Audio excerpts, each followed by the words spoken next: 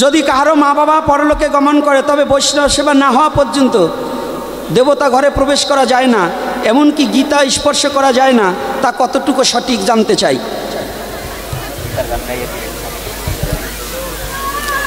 গীতা স্পর্শ করা যাবে না এমন কোনো শাস্ত্রীয় বিধান নাই। মরা ব্যক্তির বুকের উপরে গীতা দেওয়া যায় না? দেয় কি না? এই আপনাদের দেশে মানুষ মারা গেলে গীতা বুকে দেয় না?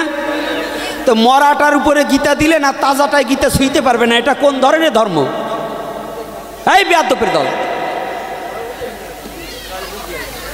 মূর্খের দলেরা এতটুকু কমন সেন্স নাই? যেটা মরা দুর্গন্ধ হয়ে গেছে 3 ঘন্টা থাকার পরে পেট ফুলে উঠছে, ওইটার বুকের উপরে এখানে গীতা রাখছে, আর যে ব্যক্তি তাজা তারে গীতা ছোঁয়া যাবে না।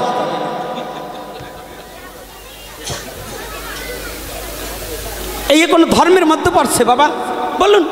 অর্থাৎ এইটা হচ্ছে এক ধরনের একবারে কুসংস্কার, নাকি বাবা? কুসংস্কার কি না?